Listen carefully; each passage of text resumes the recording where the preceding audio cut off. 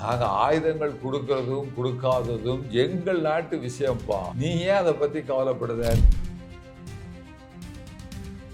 உலக நாடுகளில் இன்றைக்கு இந்தோனேஷியான்னு ஒரு நாடு இருக்கு. அந்த நாட்டில் அந்த ஈரானுக்கு ஆதரவாக மக்கள் அவங்கவுங்க அந்த உண்டியல் காசுன்னு நம்ம சொல்லுவோம் பார்த்தீங்களா, அதெல்லாம் அப்படி போட்டு கிட்டத்தட்ட $9 பில்லியன் ஈரானுக்கு அவங்க இந்தோனேஷியாவிலிருந்து கொடுத்துருக்காங்க. அமெரிக்காவே எவ்வளவு பெரிய நாடு, அது நினைச்சே எங்க ஹோர்முஸ் துறைமுகத்தை திறக்க முடியல. நீங்க பிரிட்டன் பிரான்ஸ்லாம் ஜுஜுபி அப்படின்ட்டாரு.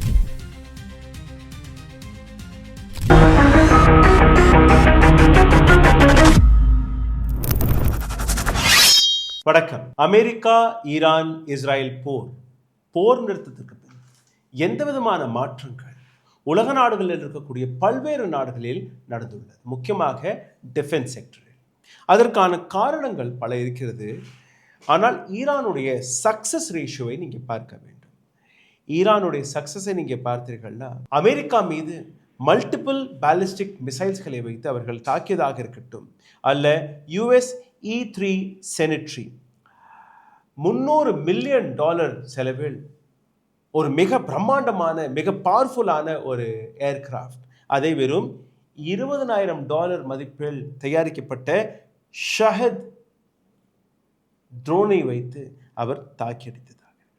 இன்னொரு பக்கம் உலகத்தில் இருக்கக்கூடிய E-3 செனிட்ரி அமெரிக்காவின் மிக பவர்ஃபுல்லான இந்த மிசைலை வேறு யாரையுமே இதற்கு முன்பு அடித்ததில்லை. நேவியை நீங்கள் பார்த்தீர்கள்னா, நேவி வார்ஷிப்ஸ்களை கூட அவர்கள் அடித்தது இன்னைக்கு சரித்திரமாக மாறிவிட்டது. ரெடார் சிஸ்டமாக இருக்கட்டும், அமெரிக்காவுடைய ஏர்கிராஃப்ட் கேரியர்ஸ்களாக இருக்கட்டும், அனைத்துமே எப்படி அடிக்கப்பட்டது. சீஸ் ஃபயர் இன்னைக்கு அவர்கள் அடித்ததற்கான காரணம், ஈரான் அவர்களிடம் பெரிய ஏர்ஃபோர்ஸ் கிடையாது, நேவல் ஃபோர்ஸ் கிடையாது. வெறும் மிசைல்ஸ்களை வைத்து, வெறும் ட்ரோன்ஸ்களை மட்டுமே வைத்து $1 trillion மதிப்பில் இருக்கக்கூடிய ஒரு டிஃபென்ஸ் பவர், அவ்வளோ பெரிய டிஃபென்ஸ் பவரை அவர்கள் இன்னைக்கு முட்டிக்கால் போட வைத்திருக்கிறார்கள். அமெரிக்காவுடைய எசெட்ஸ்கள், அது பஹ்ரைனாக இருக்கட்டும், கத்தராக இருக்கட்டும், குவைத்தாக இருக்கட்டும், UAE ஆக இருக்கட்டும், அனைத்து இடங்களிலுமே அவர்கள் அடித்த பல்வேறு விஷயங்கள். இதற்கான காரணம் என்ன? இன்னைக்கு உலக நாடுகள் எந்த விதமான வார்ஃபேரை நோக்கி நகர்ந்து கொண்டிருக்கிறார்கள், அதை நாம் புரிந்து கொள்ள வேண்டும். பிரம்மாண்டமான ஹெவி வெயிட் டெக்னாலஜியுடன் இருக்கக்கூடிய வார்ஃபேர் இன்னைக்கு தேவையில்லை. சிம்பிளான ட்ரோன் டெக்னாலஜி இந்த அளவில் வளர்ந்திருக்கிறது.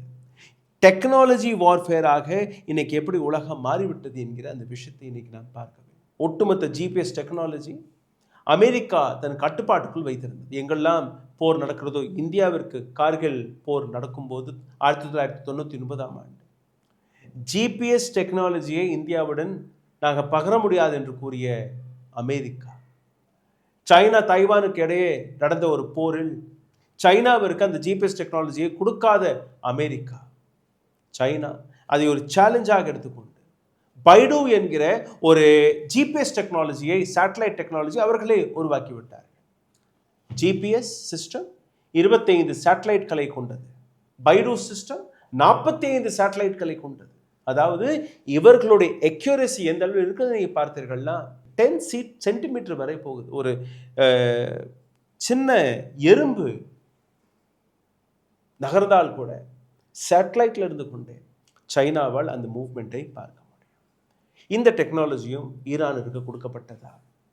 சைனாவிடம் கேட்டால் நாங்கள் கொடுக்கவில்லை என்று கூறுவார்கள். ஆனால் பாகிஸ்தானிற்கு ஆப்ரேஷன் சிந்தூரும் போது எப்படி அந்த மூவ்மெண்ட்ஸை பற்றி தெரிந்தது?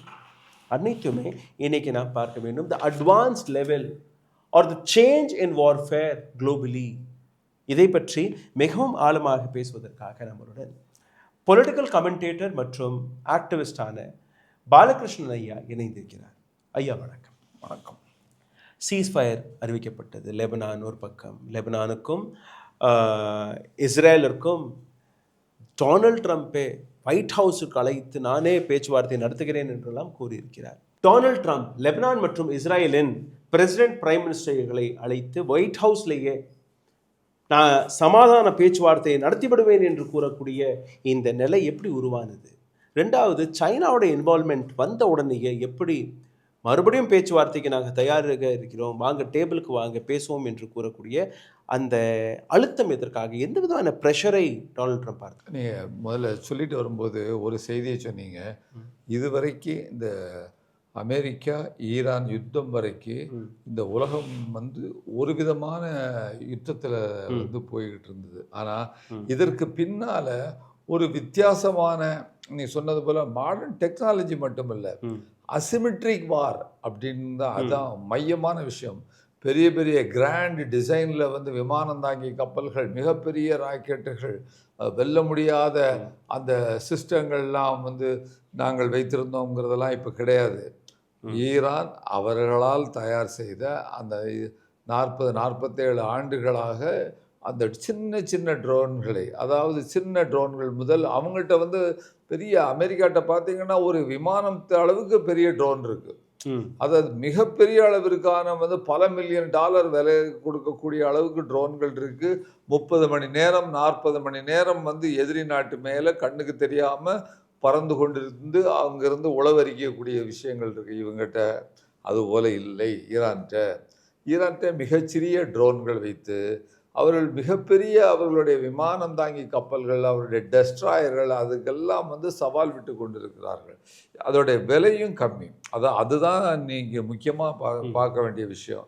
அதாவது ஒரு டெஸ்ட்ராயரை நோக்கி இவங்க வந்து 100 ட்ரோனுங்களை வந்து அனுப்புகிறாங்கன்னு சொன்னால் அந்த இவங்களுடைய பாதுகாப்பு அந்த உத்தி இருக்க அந்த ரெடார் அது வந்து ஓவர்ஃப்ளோ ஆயிடுது. அவங்களால பார்க்க முடியல. ஏதோ 1 2 3 4 5 வந்தால் பரவாயில்ல, 100 200ன்னு வந்த உடனே அதில் பாதிக்கு மேலே அவங்க வந்து 70% அதை வந்து இன்டர்செப்ட் பண்ணால் கூட, அதாவது ஒரு ட்ரோனுக்கு இவங்க அடிக்கக்கூடிய ஒரு மிசிலுக்கு அவங்க 2 தான் அனுப்பணும். அப்போ அதில் 1 தப்புனாலும் 1ங்கிற மாதிரி இவங்க 100 அனுப்புனாங்கன்னா அவங்க 200 அனுப்பணும். ஆனால் இதோடைய விலை குறைந்தபட்சமாக வந்து நான் அதிகபட்சமாகவே நான் சொல்கிறேன் வந்து 50 லட்சம் ரூபா தான். 20 லட்ச ரூபாயிலேருந்து 50 லட்ச ரூபா. ஆனால் அவர்களுடைய அந்த தடுப்பு ஏவுகணைகள் ஒவ்வொன்றும் பல மில்லியன் டாலர்கள் விலை உள்ளது. இப்போ அதுதான் பார்த்தீங்கன்னு சொன்னால் அமெரிக்காவில் வந்து அவங்களுடைய 1/4 பங்கு தீர்ந்துட்டுங்கிறாங்க. இப்போ தைவான்லேயோ அல்லது அமெரிக்கா ரஷ்யாவையோ சீனாவையோ சந்திக்கிறதுக்கு அவங்ககிட்ட ஆயுதங்கள் கிடையாது. அவங்க கவனிச்சுட்டு இருக்காங்க ரஷ்யாவும் சீனாவும் அப்படிங்கிற ஒரு விஷயத்தை நம்ம பார்க்குறோம். அப்போ ஆயுத ரீதியாகவும் இவர்கள் ஒரு மிகப்பெரிய கோலியாத்தை வந்து நம்ம பைபிள் கதையில் வந்து டேவிட் சின்ன கவனம் வச்சுட்டு வீழ்த்தினது போல இன்றைக்கு அமெரிக்காவை முட்டங்கால் போட வைத்திருக்கிறது ஈரான். அது முக்கியமான செய்தி ஒன்றாக நம்ம பார்க்குறோம். அது மட்டுமல்ல, இன்னொரு செய்தியை நீங்கள் அப்படி குறிப்பிட்டீங்க. அவங்க ஜிபிஎஸ், அந்த ஜிபிஎஸ்ஸை வைத்து கொண்டு தான் வந்து சீனாவுடைய ஒரு கப்பல் இங்கே வரும்பொழுது அதை வந்து எதுவுமே குறிக்காமல் வந்து அதுக்கு கொடுக்கல, தள்ளாடிட்டு அந்த கப்பல் எப்படி வர்றதுன்னு தெரியாமல் இருந்தது. அப்போ இதெல்லாம் கணக்கில் எடுத்துக்கிட்டு தான் நீங்கள் சொன்னது போல் இண்டிபெண்ட்டாகவே சீனா வந்து ஒரு முக்கியமான அவர்களுக்கு என்று ஒரு வலைத்தளத்தை அவங்க பயன்படுத்தி இப்போ உபயோகப்படுத்தி அதைத்தான் இன்றைக்கு ஈரான் பயன்படுத்தி கொண்டிருக்கிறது. ஜிபிஎஸ்ஸை பயன்படுத்தவில்லை. அது ஒரு முக்கியமான விஷயம். அப்போது இப்போ ட்ரம்ப் கூட சொன்னாராமே சீனாட்ட, நீங்கள் ஆயுதங்கள் கொடுக்கக்கூடாது அது இவங்களுக்கு அப்படின்னு சொல்லிட்டு. அவங்க நாங்கள் ஆயுதங்கள் கொடுக்கறதும் கொடுக்காததும் எங்கள் நாட்டு விஷயம்ப்பா, நீ ஏன் அதை பற்றி கவலைப்படுதுங்கிற அளவுக்கு இவங்க வந்து ரொம்ப தெளிவாகவே அவர் சொல்லியிருக்கிறாரு. அப்புறம் இன்றைக்கு இன்னொரு செய்தியை பாருங்கள், நான் அதை சொல்லி ஆகணும். உலக நாடுகளில் வந்து இன்றைக்கு இந்தோனேஷியான்னு ஒரு நாடு இருக்குது. அந்த நாட்டில் அந்த ஈரானுக்கு ஆதரவாக மக்கள் அவங்கவுங்க அந்த உண்டியல் காசுன்னு நம்ம சொல்லுவோம் பார்த்தீங்களா, அதெல்லாம் அப்படி போட்டு வந்து கிட்டத்தட்ட 9 பில்லியன் டாலரை வந்து ஈரானுக்கு அவங்க வந்து இந்தோனேஷியாவிலேருந்து கொடுத்துருக்காங்கங்கிற ஒரு செய்தியை நம்ம பார்க்குறோம். அதோட இந்த போரில் ட்ரம்ப்போடைய அமெரிக்காவுடைய வீழ்ச்சிங்கிறது ஒரு புறம், ட்ரம்ப்போடைய பெர்சனாலிட்டியே டவுன் ஆகி போச்சு. முன்னுக்கு பின் முரணா பேசுறது, பொய் பேசுறது. இப்போ சொல்லியிருக்காரு பாருங்க, நேற்று காலையில் 9:05 சொல்லியிருக்காரு, ஈரான் நிபந்தனை இல்லாமல் ஹோர்மூஸ் அணையை திறக்க ஒப்புக்கொண்டுள்ளது. இன்றைக்கு இங்கு உள்ள பேப்பர்கள், பத்திரிகைகள் எல்லாமே அதை தான் போட்டுட்ருக்கான். ஈரான் ஒப்புக்கொண்டுள்ளதுன்னு சொல்லிட்டு. அப்புறம் 2வது பாயிண்ட் அவர் சொல்கிறாரு, செறிவூட்டப்பட்ட யுரேனியத்தை அமெரிக்காவிடம் ஒப்படைக்க ஒப்புக்கொண்டுள்ளது ஈரான் அப்படின்னு சொல்லிட்டு இருக்கிறாங்க. அதுக்கு 2 மணி நேரத்துக்குள்ளேயே அப்பாஸ் அரக்சி அவர் என்ன சொல்லியிருக்காருன்னா, ஈரானுடைய யுரேனியம் எங்களுக்கு எங்களுடைய தாய்மண் போல புனிதமானது, கொடுக்க மாட்டோம்னு அவர் சொல்லிட்டாரு. 2வது, ஹோர்முஸை திறக்கிறது சப்ஜெக்ட் டு கண்டிஷன்ஸ், நிபந்தனைகளுக்கு உட்பட்டது. எனவே இங்கே நீங்கள் சுற்றி முற்றுகைன்னு அனௌன்ஸ் பண்ணியிருக்கீங்களே, யூஎஸ் அனௌன்ஸ் பண்ணியிருக்கீங்களா, அந்த முற்றுகையை நீங்கள் நிறுத்தாவிட்டால் மீண்டும் நாங்கள் மூடிவிடுவோம் அப்படிங்கிற விஷயத்தையும் அவர்கள் சொல்லி இருக்கிறத பார்க்குறோம். இதோட ஒரு செய்தி, ஒரு நேற்று அவங்க அமெரிக்காவில் ஒரு செனட்டில் அவங்க ஒரு காங்கிரஸில் ஒரு கூட்டம் போட்டிருக்காங்க. இந்த வாரம் நிறுத்தணும்னு சொல்லிட்டு இவர் நான் வாரம் நடத்தணும் அப்படிங்கிற மாதிரி ட்ரம்ப் அவர் முடிவு பண்ணியிருக்காரு. இதை முடிவு கொண்டு வரணும்னு ஒரே ஒரு டெமோக்ராட், அவன் பேர் ஜாரட் கோல்டன்கிற ஆள். டெமோக்ராட் அவங்களுக்கு போய் ஓட்டு போட்டு 214 ஓட்டில் ட்ரம்ப் வாரம் நடத்தட்டும் அப்படின்னாங்க. 213 பேர் வேண்டான் இருக்காங்க. செங்குத்தா அமெரிக்காவினுடைய அந்த சபை பிரிஞ்சிருக்குங்கிறது தான் ஒரு முக்கியமான செய்தி. ஒருத்தன் எவ்வளவு பணம் வாங்கினானோ தெரியாத அந்த ஆள் அந்த பக்கம் ஓட்டு போட்டிருக்காங்கிற செய்தி. நீங்கள் அதுக்கு என்ன சொல்ல வந்தீங்க? இப்போ இன்னொரு செய்தி பாருங்கள், பிரிட்டன், ஜெர்மனி, பிரான்ஸ், இவங்க 3 பேரும் ஒரு பேச்சு கூடி ஒரு கிட்டத்தட்ட ஒரு 30 உலக தலைவர்களை கூப்பிட்டு பிரான்ஸில், பாரிஸில் ஒரு முடிவு எடுத்திருக்கிறாங்க. என்னென்ன பேசியிருக்காங்க, அமெரிக்காவையும் இஸ்ரேலையும் கூப்பிடக்கூடாதுப்பா நாம் ஆனால் அதே நேரத்தில் ஈரான் இந்த ஹோர்முஸ் துறைமுகம், இந்த ஜலசந்தியை பிடிச்சி வச்சுருக்கிறதும் அது சரியில்லை, நம்ம எல்லோரும் கப்பம் கட்டுற மாதிரி ஆகிப்போகுது. அதனால் அமெரிக்காவை இஸ்ரேலை கூப்பிடாம அவங்கள இந்த பேச்சுவார்த்தைக்கே அழைக்கலை, இவங்களா பார்த்து முடிவு பண்ணி இது திறக்கணும் அப்படிங்கிற மாதிரி முடிவுக்கு வந்திருக்கிறாங்க. அதுக்கு இன்றைக்கு அமெரிக்காவில் இருக்கக்கூடிய ஈரானுடைய ஒரு ப்ரொஃபஸர் சொல்லியிருக்கிறாரு. அவர் என்ன சொல்லியிருக்காருன்னா, அமெரிக்காவே எவ்வளோ பெரிய நாடு, அது நினைச்சே தன்னுடைய படைபலத்தை எங்கள் ஹோர்முஸ் துறைமுகத்தை திறக்க முடியல, நீங்கள் பிரிட்டன், பிரான்ஸ்லாம் ஜுஜுபி அப்படின்ட்டார். இப்படி ஒரு செய்தி. இன்னொரு பக்கத்தில் நீங்கள் பார்த்துருக்கீங்கன்னா, இந்த 2 போர்கள், ஒன்று ஈரான், அமெரிக்கா, இஸ்ரேல், இன்னொன்று ரஷ்யா மற்றும் யுக்ரைன். இந்த 2 போர்களுமே உலக நாட்டுக்கு ஒரு விஷயத்தை தெளிவாக எடுத்து வைத்திருக்கிறது. அதாவது உங்கள்ட்ட எவ்வளோ பணம் இருந்தாலும், எவ்வளோ டெக்னாலஜி இருந்தாலும், சாதாரணமான டெக்னாலஜியாக இருந்தால் கூட number of missiles, number of drones, number of சிறிய ஆயுதங்கள் அதிகமாக இருந்தால் பெரிய பெரிய டெக்னாலஜியை கூட வீழ்த்த முடியும். ரஷ்யாவிற்கு எதிரில் யுக்ரைன் மிக சிறிய நாடு. இன்னைக்கு வரை ரஷ்யாவால் அந்த யுக்ரைன் என்கிற நாட்டை எதுவுமே செய்ய முடியவில்லை.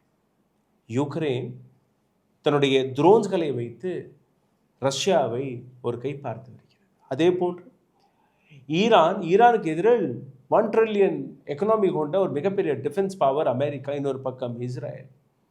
2 நாடுகளை மற்றும் சமாளிக்கவில்லை, ஒட்டுமொத்த மிடில் ஈஸ்டையும் ஒரு கை பார்த்திருக்கிறது ஈரான்.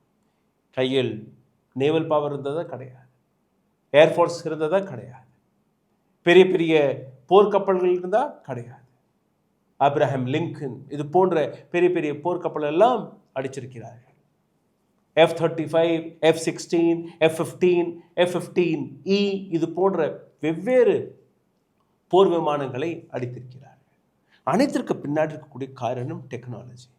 அப்போ இந்த போர்கள்ல இருந்து இந்தியா என்ன கற்றுக்கொண்டது? இந்திய அரசாங்கம் இதை கற்றுக்கொள்கிறது. பிரான்ஸ் இந்தியாவிற்கு அந்த ரஃபாலுடைய டெக்னாலஜியை டிரான்ஸ்ஃபர் செய்ய மறுத்து வருகிறது. இந்தியாவிடம் எந்த விதமான navigation டெக்னாலஜியும் கிடையாது. we are still dependent on GPS, we are still dependent on other satellites. இந்தியாவிடம் நாவி என்கிற ஒரு நேவிகேஷன் சிஸ்டம் இருந்தது. கார்கில் போரின் போது இந்தியாவிற்கு அமெரிக்கா மறுப்பு தெரிவித்த உடனேயே we have started our navigation technology. 7 satellite அனுப்பினோம். அந்த 7ல் குறைஞ்சபட்சம் அந்த சேட்டலைட் அந்த நேவிகேஷன் சிஸ்டம் சரியாக வேலை பார்ப்பதற்காக இஸ்ரோவுடைய நாவிக் IRNSS என்று அதை கூறுவார்கள். நீங்கள் போய் கூகுளில் சர்ச் பண்ணி பார்க்கலாம். 7 சேட்டலைட்டில் இப்போ வேலை பார்க்கக்கூடிய சேட்டலைட் வெறும் 3 மட்டும்தான், ஜஸ்ட் 3. இப்போ ஆபரேஷன் சிந்தூரும் போது இந்தியாவுடைய மிலிட்ரி எங்க போகிறது எங்க வருகிறது ஒவ்வொரு மூவ்மெண்ட்டையுமே சைனா பாகிஸ்தானுக்கு அந்த தகவலை கொடுத்து கொண்டிருந்தது. இப்போ அந்த போருக்கு பின்பு மறுபடியும் 19 ஆண்டுகள் ஆகிவிட்டது இந்த நாவிக் என்கிற டெக்னாலஜி இஸ்ரோ தொடங்கி 19 years. Now we are saying we will send 150 satellites. அதில் 50 மிலிட்ரி ஆப்ரேஷனுக்கும் 100 சேட்டலைட் மக்களுக்கும். இன்னைக்கு தேதியில் சைனாவுடைய மிலிட்ரிக்காக மட்டுமே அனுப்பிய சேட்டலைட்டோட எண்ணிக்கை 150. அவர்களுடைய அந்த ஜிபிஎஸ் டெக்னாலஜியோடைய அந்த நுணுக்கத்தை பார்த்தீர்கள்னா 10 சென்டிமீட்டர் வரை அவர்கள் பார்க்கலாமா. இதை வைத்துதான் ஷஹாத் ட்ரோன் அதை டியூன் செய்திருக்கிறார்கள். ஜிபிஎஸ் அமெரிக்காவுடைய ஜிபிஎஸ் எத்தனை சேட்டலைட்டை ஜாம் செய்தால் கூட அவர்களுடைய மிசைல் கரெக்டாக போய் அடிப்பதற்கான காரணம் சைனாவுடைய பைடு என்கிற இந்த சிஸ்டம். இது மட்டுமல்ல, ரிவர்ஸ் இன்ஜினியரிங் நடந்திருக்கிறது. ரிவர்ஸ் இன்ஜினியரிங் வழியாக, அதாவது சாதாரணமான ஒரு ட்ரோனை வைத்து பல கோடி ரூபாய் மதிப்பிற்கான இந்த ஆயுதங்களை அடித்தது. So where does India stand என்கிற இந்த கேள்வியை இன்னைக்கு நாம் கேட்க வேண்டும். ரெண்டாவது, நீங்கள் பார்த்தீர்கள்னா ஈரானுடைய இன்னொரு மூவ், பல ஆண்டுகளுக்கு முன்பு TEE-01B என்கிற ஒரு சைனீஸ் ஸ்பை சேட்டலைட்டை 2024ஆம் ஆண்டிலிருந்து இதை பயன்படுத்தி வருகிறார்கள். இதற்கு முன்னாடியே ஈரான் சைனாவிடமிருந்து இந்த சேட்டலைட்டை வாங்கியது. இந்த சேட்டலைட்டுடைய வேலை என்ன? யூஎஸ் பேசிஸ்கள், இஸ்ரேலுடைய ரடார், கல்ஃப் இன்ஸ்டலேஷன்ஸ், டேங்கர் பொசிஷனிங்ஸ், இது எல்லாத்தையுமே கண்காணிப்பது. AWACF உடைய பார்க்கிங் உட்பட அனைத்தையுமே கண்காணிப்பதற்காக அவர்கள் வைத்திருக்கிறார்கள். அப்போ சைனா கூறும்படி நாங்கள் இந்த டெக்னாலஜி கொடுக்கவில்லை என்று. அப்போ பாகிஸ்தானும் இதே போன்ற ஒரு ஸ்பை சேட்டலைட்டை வாங்கியிருக்கிறார்களா சைனாவிடம்? அதை வைத்து இந்தியாவுடைய மூவ்மெண்ட்ஸ்களை அவர்கள் கண்காணித்து வருகிறார்களா? அப்போ இந்தியா எதற்காக இந்த விஷயத்தை இன்னும் சரியாக மையப்படுத்தி அதில் நடக்கக்கூடிய தீவிரத்தை அவர்கள் அதிகரிக்கவில்லை? நீங்கள் பார்த்தீர்கள்னா ஒரு INS விக்ராந்த்,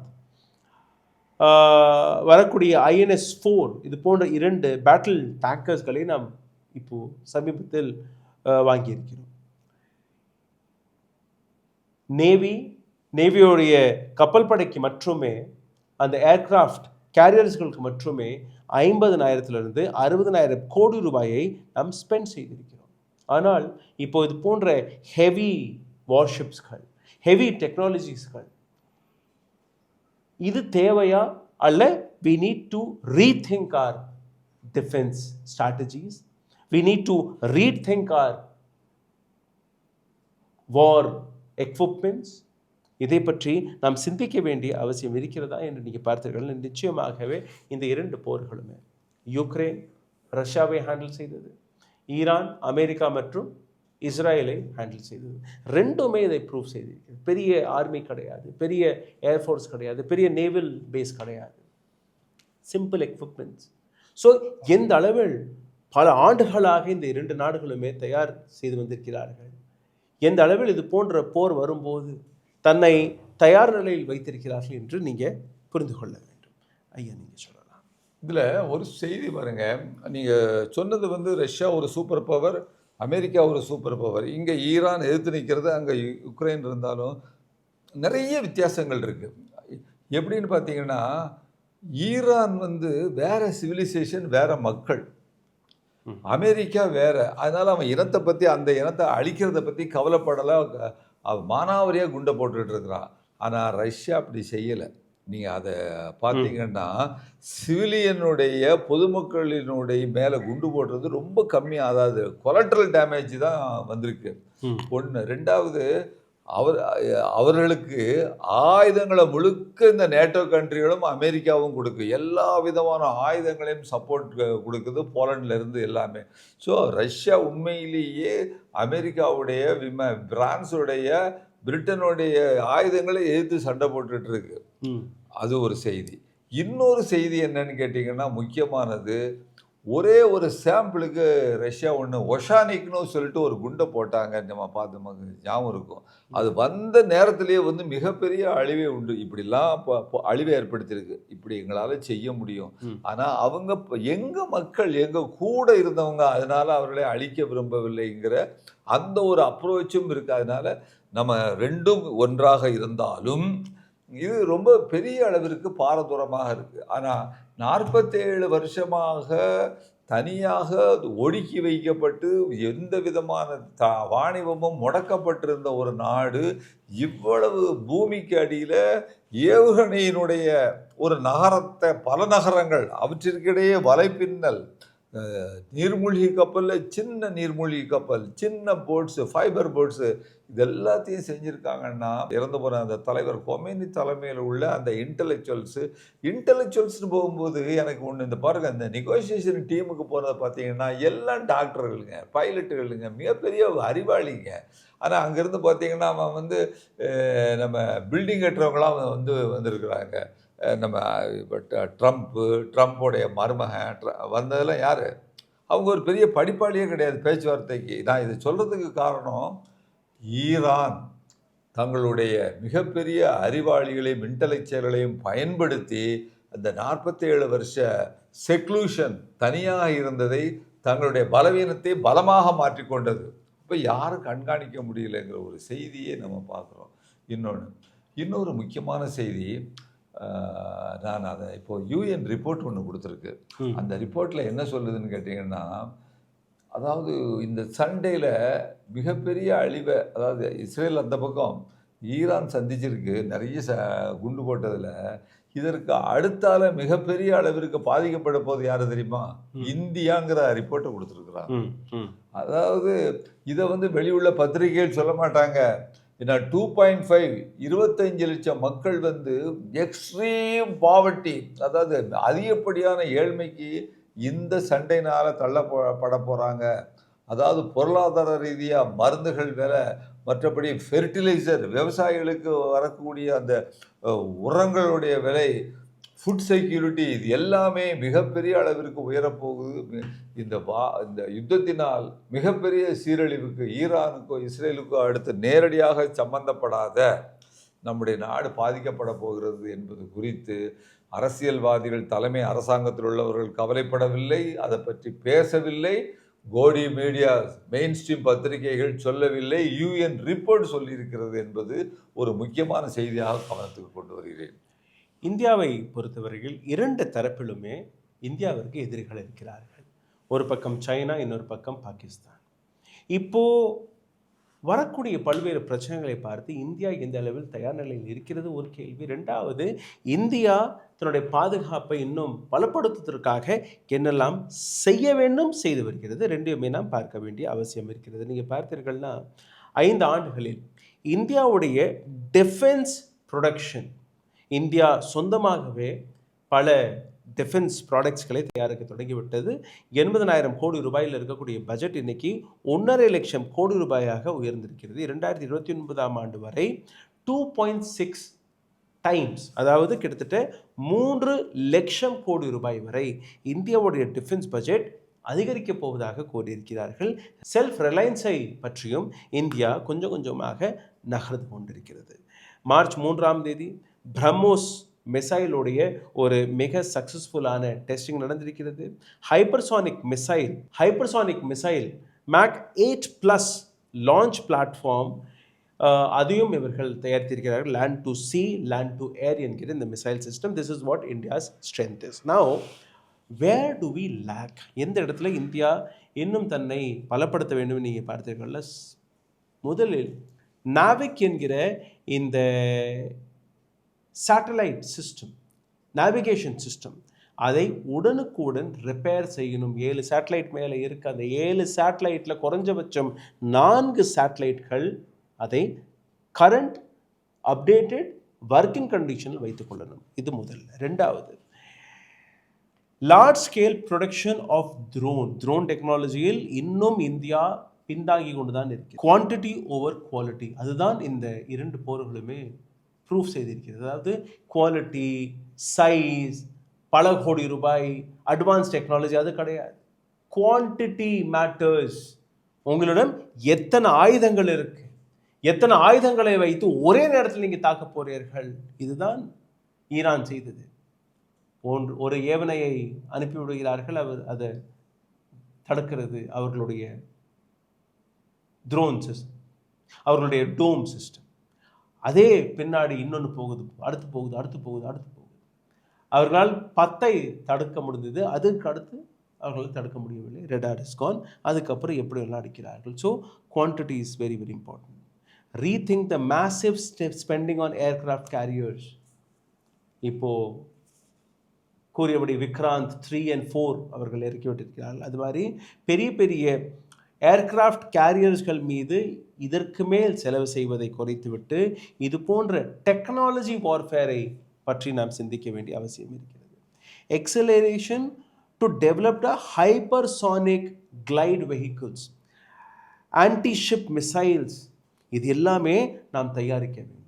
ரஃபாலுடைய சோர்ஸ் கோடை உடனுக்குடன் நீங்கள் பேச்சுவார்த்தை நடத்தி அதை நீங்கள் வாங்கணும். எப்படி அந்த ரஃபாலுடைய டெக்னாலஜி டிரான்ஸ்ஃபர் ஆக வேண்டும். ஏன்னா இதற்கு முன்னாடி நீங்கள் பார்த்தீர்கள்னா 36 விமானங்களை நரேந்திர மோடி வாங்கியிருக்கிறார். 128 விமானங்கள் வர இருந்தது, இன்க்ளூடிங் டெக்னாலஜி டிரான்ஸ்ஃபர். HALக்கு கொடுக்க இருந்தார்கள். இங்கே அனில் அம்பானிக்கு லாபத்தை கொடுப்பதற்காகவும் தன்னுடைய சட்டை பையில் கொஞ்சம் பணத்தை போடுவதற்காகவும் நரேந்திர மோடி நடத்திய நாடகத்தால் 128 இடத்துல 36 விமானங்கள் வந்தது. அதுவும் 3-4 மடங்கு அதிக விலையில் நாம் வாங்கியிருக்கிறோம். எந்த விதமான டெக்னாலஜி டிரான்ஸ்ஃபரும் கிடையாது. ரெண்டாவது, லேசர் ஹை எனர்ஜி வெப்பன்ஸ், இதை நாம் தயாரிக்கணும். லாங் விங்மேன் ட்ரோன்ஸ், பெரிய ட்ரோன்ஸ்களை, அதிக நேரம் பறக்கக்கூடிய ட்ரோன்ஸ்களை நாம் தயாரிக்கணும். Develop strong cyber warfare, hacking கேப்பபிலிட்டியுடன். இப்போது சைபர் வார்ஃபேரும் அது தனியாக போய்கொண்டு அதுலேயும் நாம் இன்வெஸ்ட்மெண்ட் செய்யணும்.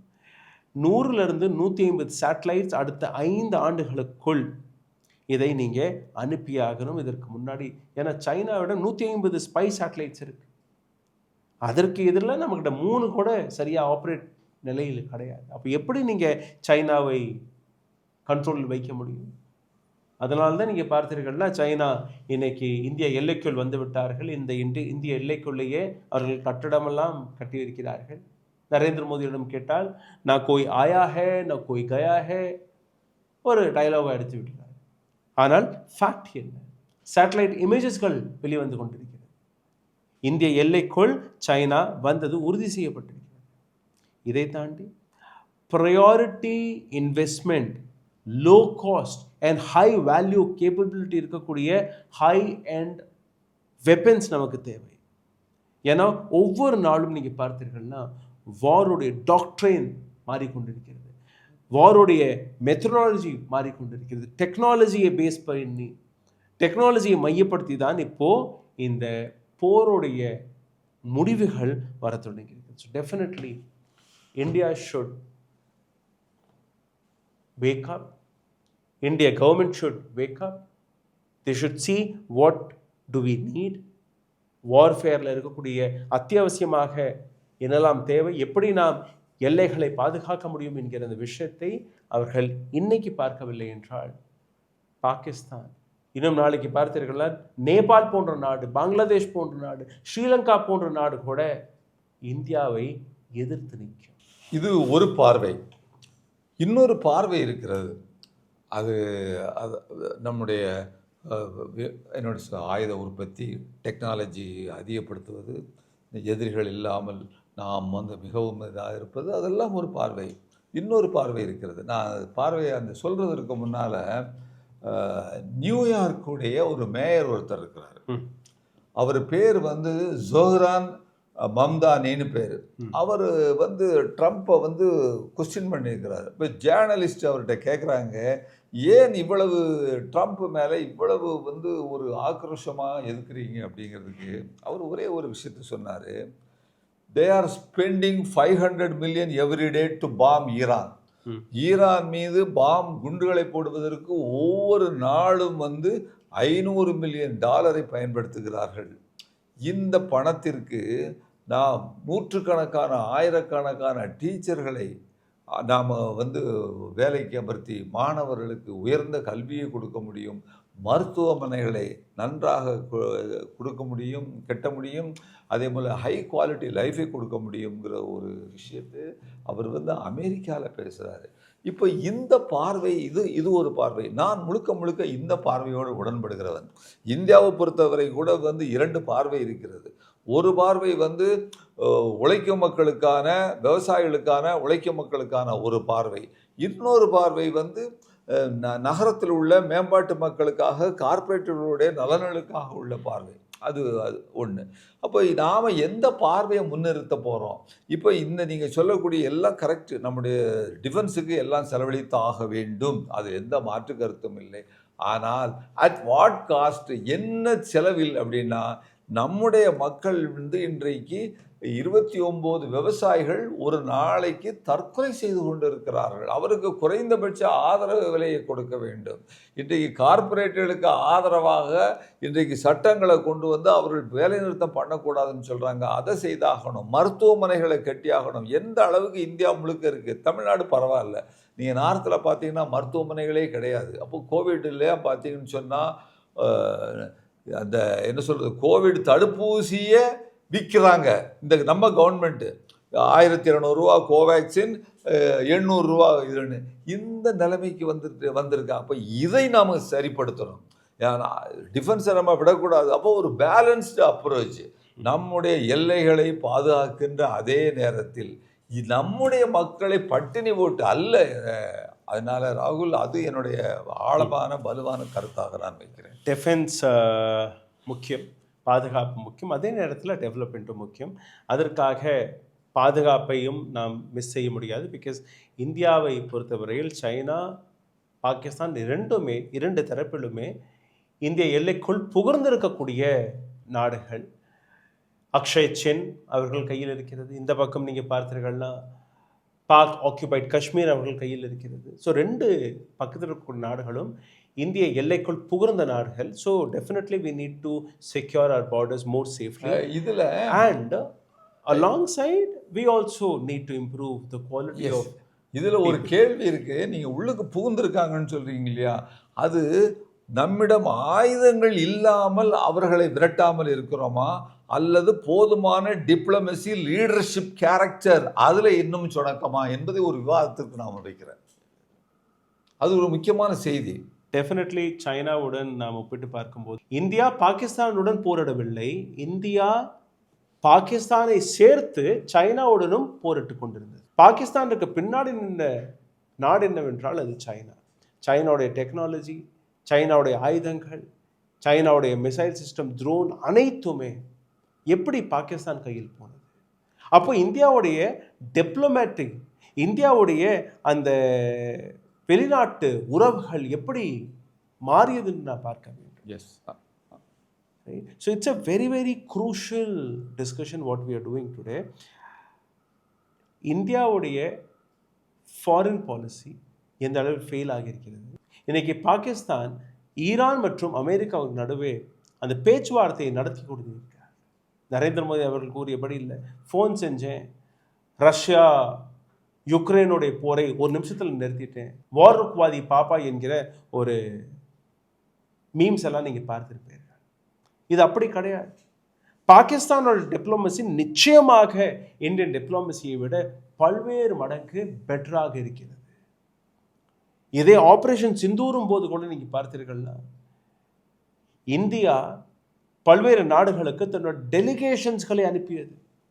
போய் புரிய வையுங்கள் பாகிஸ்தான் எப்படி தீவிரவாத நாடு என்று.